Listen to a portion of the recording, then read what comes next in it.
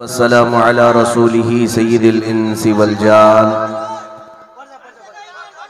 व अला आलिही व अस्हाबिही ज़िल खैरि वल इहसान अम्मा बअद फ़अऊज़ु बिल्लाहि मिनश शैतानिर रजीम बिस्मिल्लाहिर रहमानिर रहीम इन्नमा वलियुकुमुल्लाहु व रसूलुहु वल्लज़ीना आमनू अल्लज़ीना युक़ीमूनस्सलाता व युअतूनज़्ज़काता व हुम राकिऊन सदक़ल्लाहु मौलानाल अज़ीम। बारगाह रिसालत मुआब सल्लल्लाहु अलैहि वसल्लम में दुरूद पाक का हदिया पेश करें। अल्लाहुम्मा सल्लि अला सय्यिदिना व मौलाना मुहम्मद सलातो व सलाम अलैका सय्यदी या रसूल अल्लाह व आलिहि व अस्हाबिहि किराम वस्निल करीम व बारिक व सल्लिम सलातन दाइमतन सरमदन अबदा। मैं आप सबके जज्बात को सलाम पेश करता हूँ।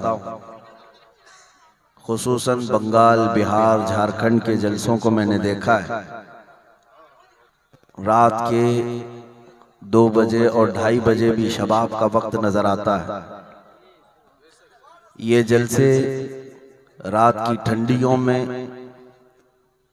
जो मैदान को खचाखच भरे हुए होते हैं, वो 100-200 रुपये की नोट के लिए नहीं आते, बल्कि सिर्फ मेरे मुस्तफ़ा की अजमत सुनने के लिए आते। जिंदाबाद जिंदाबाद माशाअल्लाह। और जब तक ये जज्बा तुम्हारा सलामत रहे, दुनिया की कोई ताकत तुम्हें खरीद नहीं सकेगी। बहुत अच्छा, सुभान।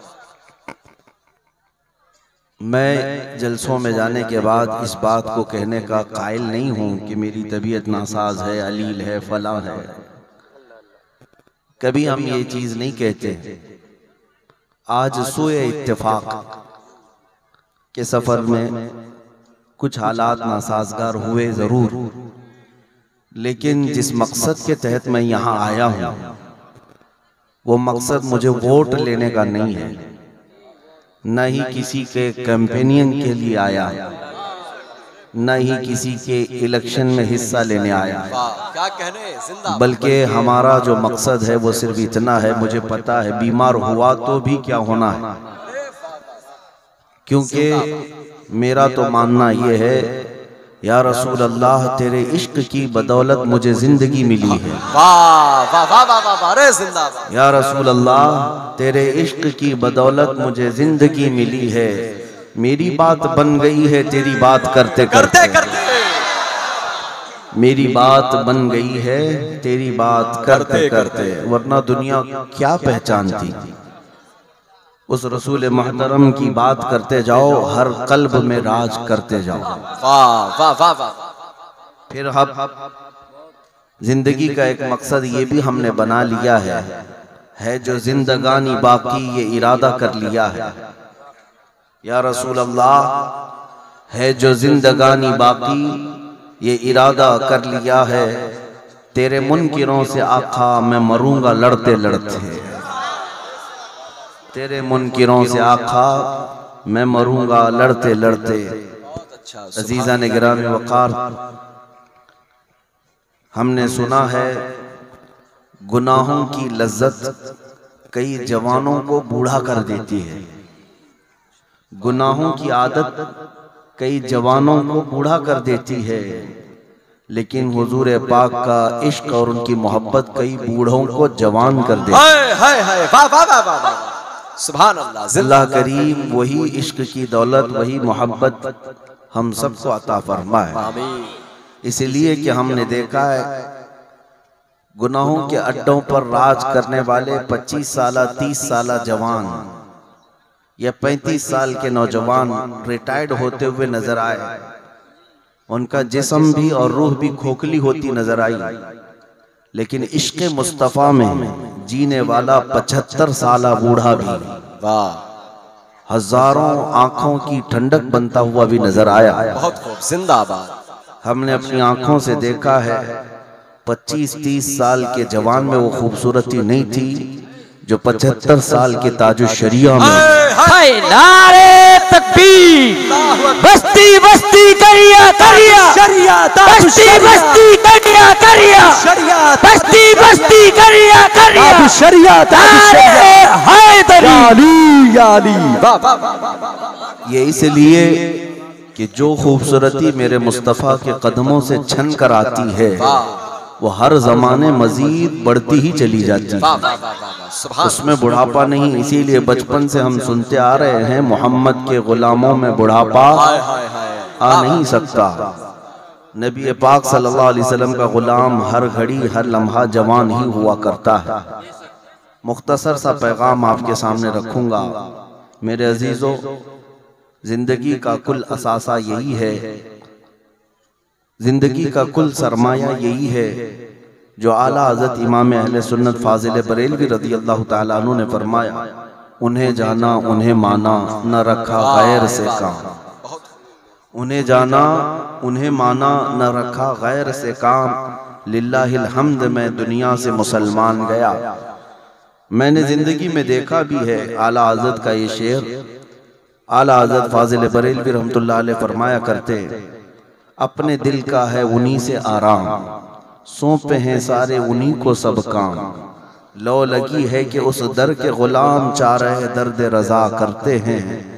नबी पाक सल्लल्लाहु अलैहि वसल्लम को जिसने अपने सारे मामलात सौंप दिए और अपने आप को उनके हवाले कर दिया, तो फिर उसे दुनिया के थपेड़ों से मौसमों से डरने की जरूरत नहीं। जो होगा मेरे मुस्तफ़ा संभालेंगे। सुभान अल्लाह। तुम्हारे साथ नबी पाक सल्लल्लाहु ताला अलैहि वसल्लम की जात है तो फिर किसी बात का खौफ नहीं। मैं आज लंबी तकरीर करने का अहल नहीं हूँ आज आपके सामने, लेकिन अभी अभी बगदाद शरीफ की जियारत से लौटा तो वहाँ पर पड़ोस मुल्क के और आसपास के कई उलमा आए हुए थे। बहुत सारे उलमा ने मुलाकातें की। एक आलिम दीन ने मुझे पकड़ करके ये पूछा, कहा कि हम आपकी तकरीरें सुनते हैं, आपके मुल्क में तो नहीं रहते, लेकिन हम ये सोचते हैं कि हालात आपके यहाँ बड़े ख़राब हैं। सोशल मीडिया और दूसरे न्यूज़ से हम सुनते आ रहे हैं, इतने ख़राब होते चले गए कि हुकूमतें जालिम आपके यहाँ बैठी हैं। रोज़ नित नए इस्लाम के ख़िलाफ़ हरबे अपनाए जाते हैं। ऐसे में आप आज़ाद तरीके से बोल कैसे रहे? वाह वाह वाह वाह वाह। हर जगह आपकी तकरीरें कैसे हो जाती हैं और कैसे बोलते हैं। मेरे अजीजों, ये मेरी तारीफ के लिए नहीं कहता। उन्होंने मेरा हाथ पकड़ करके ये सवाल किया और कहा, हम आज़ाद जगह पर जहाँ इस्लाम के मुतालिक हम खुल के बोल सकते हैं, वहाँ इतनी बोलने की हमारे पास ताकत नहीं, और कुफारों मुशरिकीन के नरगे में आप कैसे बोल रहे हैं? तब मैं बगदाद में था, उनसे यही अर्ज किया, मौलाना साहब आपको मालूम होना चाहिए क्या दबे जिस पे हिमायत का हो पंजा से जिंदाबाद। बल्कि यूं कहता हूं मैं, क्यों दबे जिस पे हिमायत का हो पंजा तेरा, शेर को खतरे में लाता नहीं कुत्ता तेरा। बहुत अच्छा। जिस पर रसूल पाक सल्लल्लाहु अलैहि वसल्लम की हिमायत हो, गौसे पाक का फैज हो, उसे डरने की जरूरत नहीं। आला हजरत फरमाते हैं, खौफ न रख रजा जरा, तू तो है अब्दे मुस्तफ़ा, तेरे लिए अमान है, तेरे लिए अमान है। मैं उसको नौजवान ही नहीं समझता जो बुज़दिल हो, वो नौजवान है ही नहीं, बल्कि हो सकता है वो औरतों की सोहबत में पला हो। नौजवान किसे कहते हैं? तारीख में नौजवान का जो लफ्ज़ है वो अरबी में उसको फ़ता कहते हैं, फ़ता कहते हैं। और फारसी और अरबी की मिक्सिंग के साथ शायर ने बहुत खूब कहा, असल नौजवान कौन है? शाह मर्दां शेर यज़दां कुव्वते परवरदिगार, ला फ़ता इल्ला अली ला सैफ़ इल्ला ज़ुल्फ़िकार। ला फ़ता इल्ला अली का मतलब है कोई जवान नहीं सिवाय हैदर कर्रार के, और जो उनके नक्शे कदम पर हो वो जवान कहलाने के हक रखता है, नौजवान कहलाने का हक रखता है। बहुत सारे नौजवान ये समझते हैं मुक्के दिखाने का नाम जवानी है, बॉडी बनाने का नाम जवानी है, गुटके खाकर लोगों पर थूकने का नाम जवानी है, अपने पैसों से लोगों पर रौब डालने का नाम जवानी है। ये सब जवानी नहीं, ये सब अय्याशियां हैं। असल जवानी आपको मैं बताऊं, सैयदना खालिद बिन वलीद रदी अल्लाह ताला 125 जंगें लड़ी हैं 9 साल में। कितनी? 125 जंगें, और किसी जंग में शिकस्त नहीं खाई।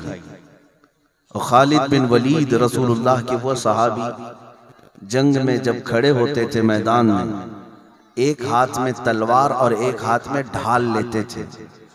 तलवार का वजन 35 किलो और ढाल का वजन 40 किलो। मुझे बताओ ऐ नौजवान, तुमने हॉकी और बल्ला उठाया होगा, 35 किलो की तलवार उठाते, 40 किलो की ढाल उठाते, और फिर जंगे मौता में सिर्फ खालिद बिन वलीद फरमाते हैं 9 तलवारें मेरे हाथ से टूटी हैं। ये दिफा के लिए, डिफेंस के लिए जिंदगी भर लड़ते रहे। नबी पाक सल्लल्लाहु अलैहि वसल्लम की इज्जत की हिफाजत के लिए लड़ते रहे। उनको हक बनता है कि वो जवान कहलाएं। अपनी जिंदगियों में कभी देखा कि हमने हुजूर पाक की इज्जत के दिफा में कुछ किया है आज तक? नबी पाक सल्लल्लाहु अलैहि वसल्लम की शान पर ओछे हमले होते हैं। हम आगे बढ़ कर के कभी हुजूर की इज्जत का दिफा किए, डिफेंस किया? अगर कुछ नहीं भी कर सकते तो अपने आप को बदल तो जरूर सकते थे। दुनिया नबी पाक सल्लल्लाहु अलैहि वसल्लम के अखलाक को मारने की और खत्म करने की कोशिशें कर रही है। हमारे नौजवान उठ करके ये क्यों नहीं अहद कर लेते कि आज के बाद जिएंगे तो अखलाक मुस्तफ़ा पे जिएंगे? तुम्हारे अंदर ये चीज तो हो ही सकती थी। कमेटियां बहुत बनाते हो, उर्स कमेटी, चादर कमेटी, गागर कमेटी, संदल कमेटी, नियाज कमेटी। क्या कभी अखलाक रसूल कमेटी भी बनाया? नबी पाक सल्लल्लाहु ताला अलैहि वसल्लम के अखलाक करीमाना, उनकी सुन्नतों को जिंदा करेंगे हर शहर में, हर गली में। और आज इन जालिम कुफार और मुशरिकीन को जवाब देने का सबसे बेहतरीन काम तुम कर सकते हो नौजवान, तुम कर सकते हो। हम स्टेजों से बोल रहे हैं, हमारे पास मिंबर है, हम बोल रहे हैं। तुम्हारे पास स्टेज नहीं, मिंबर नहीं, तुम कैसे जवाब दो? तुम कैसे जवाब दो? तुम्हारे जवाब देने का तरीका यह है कि ये खबीस जालिम नबी पाक सल्लल्लाहु अलैहि वसल्लम के नाम से चिढ़ते हैं, अखलाक से चिढ़ते हैं। तुम हर गली कूचे में इसी तरह बन संवर करके निकलो कि तुम्हारी दाढ़ी भी नजर आए, तुम्हारी टोपी भी नजर आए। अगर कोई चिढ़ता है तो चिढ़े, जलता है तो जले और इसी में वो मरे। लेकिन तुम इस बात पर फख्र क्यों नहीं करते? तुम्हें शर्म आती है दाढ़ी रखने में? हुजूर की सुन्नत है, नबी पाक सल्लल्लाहु अलैहि वसल्लम के अखलाक। शर्म आती है कि दाढ़ी कैसे रखूं, लोग क्या बोलेंगे, लोग क्या बोलेंगे? अरे उनको हमने देखा है, चोटी रखने में शर्म नहीं आती, तुम्हें दाढ़ी रखने में क्यों शर्म आती? लोग बालियां भी पहन लिए, चूड़ियां भी पहन लिए, नथनियां भी पहन लिए नौजवान, और दाढ़ी रखने में शर्म आ गई। अगर नबी पाक सल्लल्लाहु अलैहि वसल्लम का चेहरा कायनात का सबसे हसीन चेहरा है तो उस चेहरे की पैरवी करना चाहिए या अरे गैरे की पैरवी करनी चाहिए? जब आपको पता है मेरे नबी पाक सल्लल्लाहु अलैहि वसल्लम का चेहरा सबसे हसीन है तो उसी चेहरे के पीछे चलना चाहिए। और हमने बुजुर्गों से सुना है, कब्र में जिस वक्त तुम जाओगे, फरिश्ते आएंगे, उठाएंगे, और हुजूर भी तशरीफ लाएंगे, और तुम्हें फरिश्ते पूछेंगे इनके बारे में क्या कहता था। तुम हुजूर की तरफ देख करके कहने जा रहे होगे कि ये मेरे रसूल हैं। नबी पाक सल्लल्लाहु अलैहि वसल्लम अपना चेहरा फेर लेंगे। बुजुर्गों ने फरमाया, हुजूर पाक सल्लल्लाहु अलैहि वसल्लम फरमाएंगे, खबरदार मेरी तरफ मत देखना, इसलिए कि दुनिया में तुझे मेरा चेहरा पसंद नहीं था, दुनिया में मेरे चेहरे की तरह तू बनाना पसंद नहीं रखता था। आज उसको पुकार जिसका चेहरा तुझे अच्छा लगता था। मुझे बताओ ऐ नौजवानों, कब्र में अगर मुस्तफ़ा करीम सल्लल्लाहु अलैहि वसल्लम हमसे मुंह फेर लें तो किसको दुहाई के लिए पुकारोगे? किसकी फरियाद, कौन मदद के लिए आएगा? इसीलिए आला हज़रत ने फरमाया, आज ले उनकी पनाह, आज मदद मांग उनसे, कल न मानेंगे क़यामत में अगर मान गया। जिंदगियां बहुत बीत गई हैं जवानों, अनकरीब मौत का की दस्तक आने वाली है। अनकरीब हमारे घरों पर मलकुल मौत का नुज़ूल होगा, और तुम्हें पता भी नहीं होगा कि कभी तौबा की मोहलत मिलेगी भी कि नहीं मिलेगी। अपने रसूल को राजी करके जाएंगे या नहीं जाएंगे। मुझे एक बात याद आती है, मैं एक जलसे में हाजिर था, क़यामगाह पर बैठा था, एक नौजवान मिलने के लिए आया। सारे मिलने आते हैं, वो बंद संवर करके आया था, अच्छी खुशबू लगाया था, सुरमा था, नए कपड़े थे। मुसाफा किया, मैंने पूछा कि बेटा क्या हमेशा इसी कपड़े पहन के रहते हो? तो उसने कहा नहीं हजरत, आज आपसे मिलने के लिए मैं ये सब पहन करके आया, नहा धोकर, सुरमा लगाकर, अत्तर लगाकर आया आपसे मिलने के लिए। उस दिन मुझे एहसास हुआ, मैंने कहा मैं तो एक निकम्मा आदमी हूं, तुम्हारे दिल में मोहब्बत है इसलिए मुझसे मिलने के लिए तुम अच्छा लिबास पहने, सुरमा भी लगा लिया, अत्तर भी लगा लिया। क्या कभी इस बात का भी एहसास होता है कि कब्र में मुस्तफ़ा से मिलने के लिए जाना है, कुछ तैयारी हुई अब तक? क्योंकि उसका वक्त नहीं दिया जाएगा।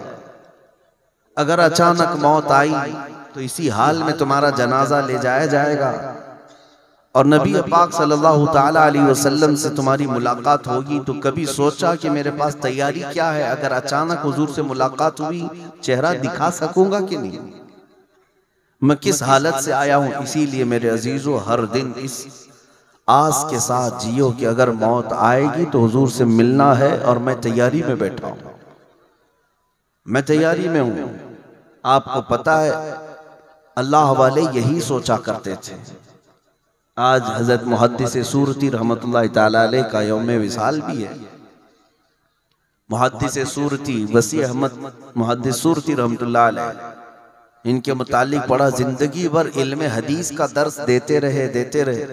उनकी ख्वाहिश यही थी कि जब दुनिया से जाने का वक्त आए तो मैं इल्म हदीस में रहूं, हदीस पढ़ाता रहूं या हदीस सुनता रहूं, इस हाल में मैं हुजूर से मुलाकात करूं। पीलीभीत शरीफ में मज़ार है। तारीख निगारों ने लिखा, जब आपकी मौत आई, जब आपकी वफात हुई तो लोगों ने देखा हुजरे में हजरत वसी अहमद सूरती मुहद्दिस सूरती रहमतुल्लाह ताला अलैह लेटे हुए थे और उनके सीने पर मिशकात शरीफ रखी हुई थी।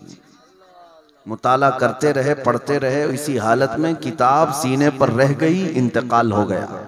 वो कितनी अच्छी मौत है कि रसूल पाक से मुलाकात भी इस हाल में किया कि हदीस ही पढ़ रहे थे। कभी आप सोचते हैं कि हमारी मौत आएगी तो इस हाल में तो ना आए कि हुजूर से मिलने जैसी हालत ही ना रहो। मुझे एक बात याद आती है, नौजवानों, शब बरात शाबान की 15वीं को हम मस्जिद में थे, नमाज पढ़ा रहे थे, रात का वक्त था, इबादत कर रहे थे, सारी मस्जिद भरी हुई थी। उस रात को अक्सर नौजवान बाइक राइडिंग करते हैं, उछल कूद करते हैं, पटाखे उड़ाते हैं। उनको ऐसा लगता है कि ये रात ऐश करने की रात है, जबकि वो तो बख्शिश मांगने की रात है। एक हादसा हुआ था हमारे साथ, दो नौजवान बाइक राइडिंग करते हुए हाईवे पर चल रहे थे, एक बहुत बड़े ट्रक के नीचे आ गए। 17-18 साल की उम्र थी।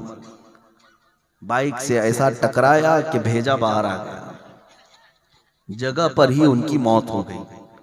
शब बरात यानी 15वीं शाबान। सोचते होंगे अच्छे वक्त में गई है, जान अच्छे वक्त में गई है, लेकिन मुझे अफसोस इस बात का होता है कि वो जो नौजवान बाइक राइडिंग करते हुए, उछल कूद करते हुए तो मरे, लेकिन जानते हैं, मैं ये जब भी वाकया याद करता हूँ तो रोंगटे खड़े होते हैं। वो दोनों नौजवान बच्चों की लाशें जब घर पर लाई गई थी तो दोनों के मुंह से शराब की बदबू आ रही थी। बड़ी रात है, पूरी दुनिया इबादत कर रही है, अल्लाह से बख्शिश मांग रही है, और कुछ वो हैं जो दुनिया की अय्याशी में उड़ते उड़ते चले गए इस हाल में कि नशा के आलम में दुनिया से गए। और ये भी फरमाया गया, जो जिस हालत में मरा क़यामत के दिन उसे उसी हालत में उठाया जाएगा। उसी नशे के आलम में वो उस दिन भी उठेंगे और कब्र में क्या मेरे मुस्तफ़ा को मुंह दिखाएंगे। इसीलिए मेरे अजीजों, गुनाहों की जिंदगी अच्छी नहीं, बुल हवस सुन सेमो जर की बंदगी अच्छी नहीं।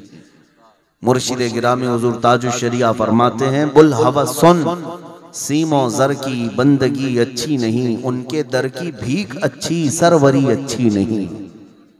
आओ मुस्तफ़ा करीम सल्लल्लाहु ताला अलैहि वसल्लम के दरबार में वफादारी करो। जिन नौजवानों ने अपनी जवानी मेरे मुस्तफ़ा के कदमों में लगा दी, वो आज तक मिटाए नहीं गए, हर एक के दिल पर आज तक वो राज करते हैं। आपने हज़रत सुल्तान सैयद सालार मसूद गाजी रहमतुल्लाह अलैह का नाम सुना? बहराइच शरीफ के सैयद सालार मसूद गाजी, उनका मकाम हिंदुस्तान में सुल्तानुल औलिया का है। आला हजरत लिखते हैं कि अगर कोई बहराइच शरीफ सैयद सालार मसूद गाजी रहमतुल्लाह अलैह के मज़ार की जियारत के लिए जाए तो कम से कम 1 घंटा वहां खड़ा रहे। क्यों? फरमाते हैं कि हर 50 मिनट पर वहां हजरत खिदर अलैहिस्सलाम हाजिर होते हैं। किसके यहाँ? हजरत सालार मसूद गाजी। मैं ये क्यों बता रहा हूं, तवज्जो से सुनो। सरकार गरीब नवाज रदी अल्लाह ताला अन्हु से भी पहले के हैं और शहीद हैं। इतना बड़ा मकाम है कि उनको हिंदुस्तान में सुल्तानुल औलिया का लक़ब दिया गया, औलिया का बादशाह हिंदुस्तान में। लेकिन आपको ये सुन करके हैरत होनी चाहिए कि सालार मसूद गाजी का इंतकाल 19 साल की उम्र में हुआ। सिर्फ 19 साल की उम्र में इतना बड़ा मकाम पा गए। इसीलिए मैं कहता हूं जवान हो तो ऐसा जवान हो जिसमें 19 साल की उम्र में जिसने पूरे औलिया पर भी फौकियत हासिल कर ली। क्यों? जिसने अपने जान की बाजी मेरे मुस्तफ़ा के लिए लगा दी, मौला ताला उस निस्बत के सदक़े उसे आसमान तक पहुंचाता है। ये असल जवान है। हज़रत मुजद्दिद अल-फैसानी अहमद फारूकी सरहिंदी जवान थे, 26 साल के या 28 साल के, जब अकबर बादशाह एक नया दीन लाया हिंदुस्तान में। कहा कि एक नया दीन चलेगा, दीन इलाही नाम से। और उसके मुकाबिल में कौन खड़ा हुआ? यही 26-27 साल के जवान मुजद्दिद अल-फैसानी। उन्होंने ये नहीं देखा कि बादशाह के खिलाफ खड़े होने से हमारा क्या होगा, नहीं, यही तो जवानी है। खड़े हुए और उसका रद्द करने लगे और कहा इस रोए जमीन पर अगर दीन बाकी रहेगा तो मेरे मुस्तफ़ा का, और दीन इस्लाम वही रहेगा जो मेरे मुस्तफ़ा की तरफ से आया, बाकी किसी और का दीन कबूल नहीं किया जाएगा। अकबर के खिलाफ खड़े होने की वजह से हज़रत मुजद्दिद अल-फैसानी रहमतुल्लाह अलैह को जेल में डाल दिया गया। अब सुनो है नौजवानों, जेल में जाने से भी खौफ ना करना। मोमिन की जिंदगी तो कैद खाने की ही है, यहां रहो या जेल में रहो, कैद खाना ही है। मुजद्दिद अल-फैसानी को जब जेल में डाल दिया गया, 8 साल गुजर गए। अकबर तो मर गया, उसका बेटा आया फिर जहांगीर। जेल से एक कासिद आया और जहांगीर से कहा गजब हो गया, ग्वालियर की जेल में एक अजीब मामला पेश आया। बादशाह ने पूछा क्या हुआ? तो जेल से आया हुआ जो जल्लाद था या कासिद था, उसने कहा आपके बाप ने एक मौलाना को 8 साल पहले जेल में कैद किया था, लेकिन अब जाकर देख रहे हैं तो जेल के 700 कैदियों को उसने आलिम बना दिया।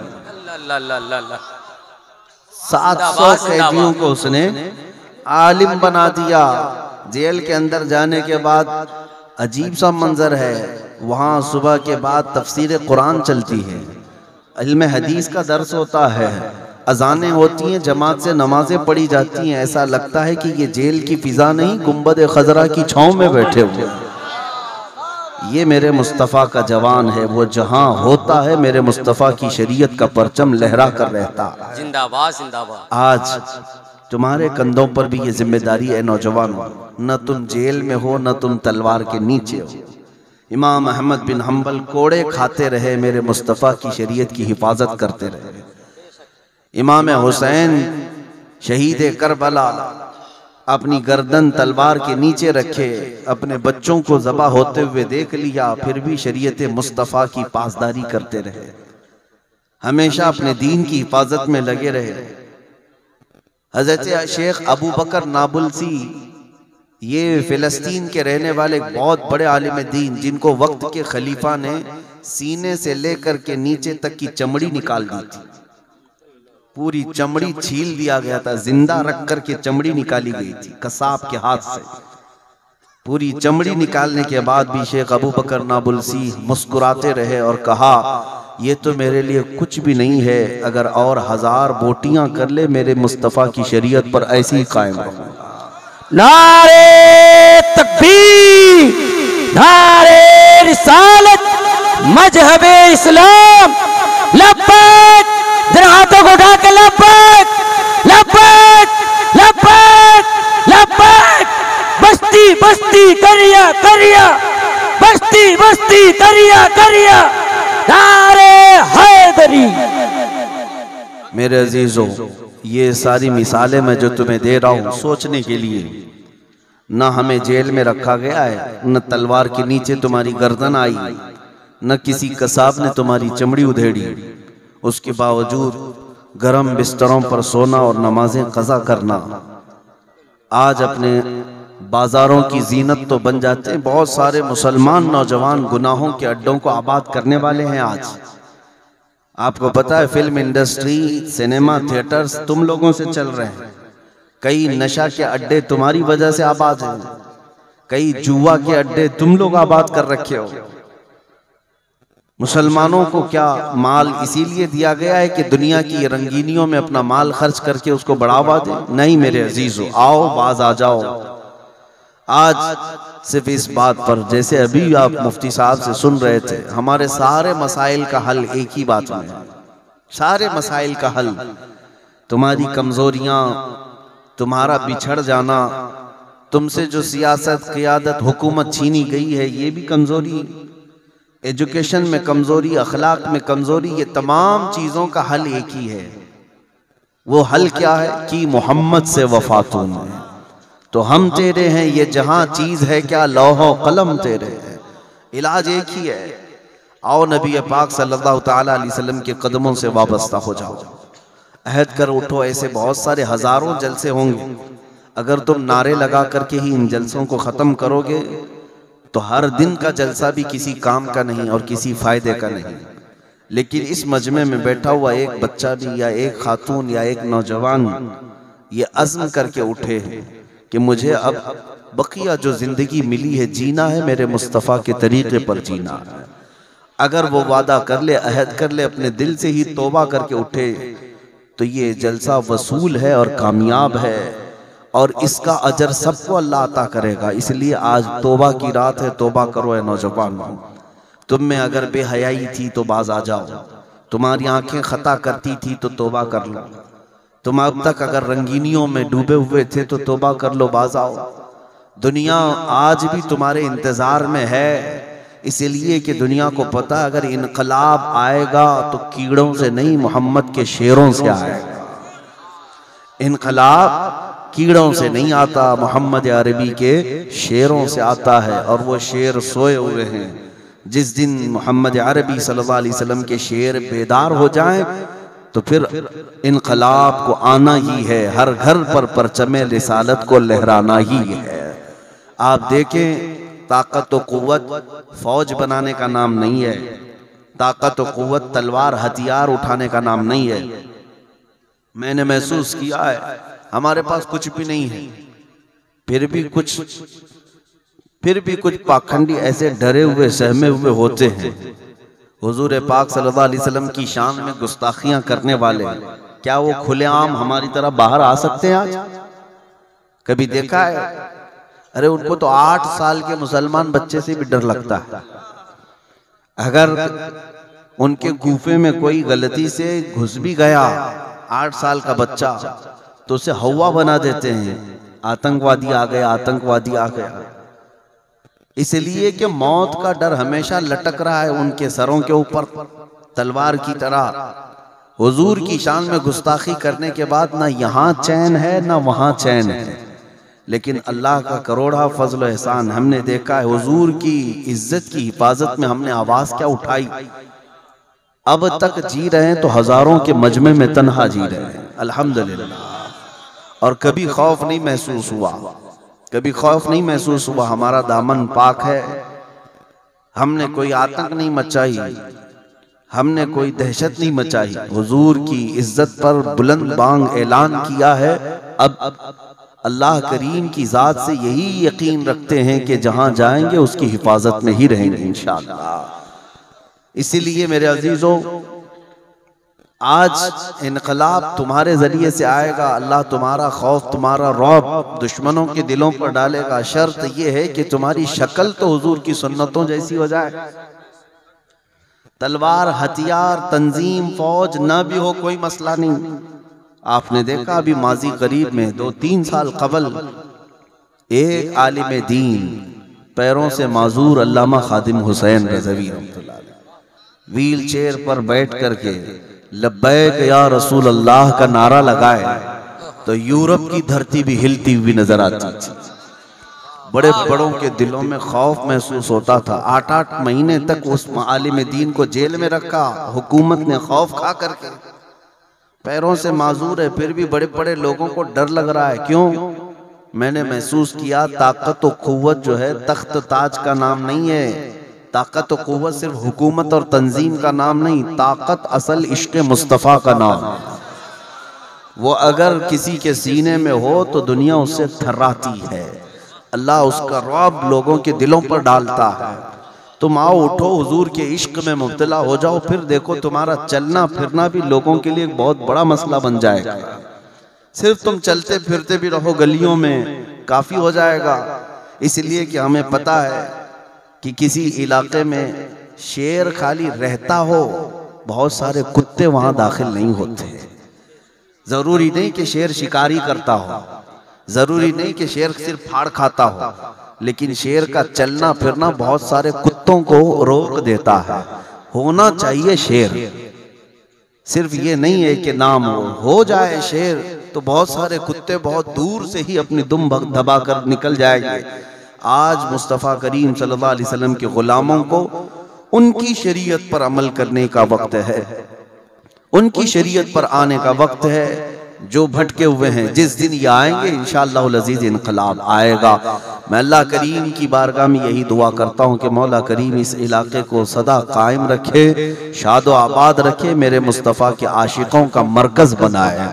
और अल्लाह करीम यहाँ के मुसलमानों में हर घर में मुस्तफ़ा करीम सल्लल्लाहु अलैहि वसल्लम का सच्चा सिपाही पैदा फरमाए, नामों से रिसालत का दिफा करने वाला मुजाहिद इस्लाम बनाए। अल्लाह रब्बुल इज़्ज़त हम सबको दारैन की सआदतों से नवाजे। ऐ नौजवानों, मेरी गुफ्तगू का खुलासा ये है, उठो, कुव्वत इश्क से हर पस्त को बाला कर दो, दहर में नाम मोहम्मद से उजाला कर दो। व आखिरु दावाना अनिल हम्दुलिल्लाहि रब्बिल आलमीन।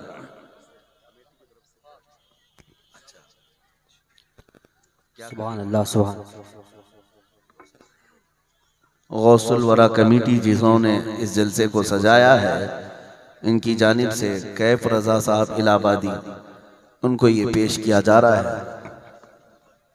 गर कबूल उफ्तत ज़हे इज़्ज़ व शरफ।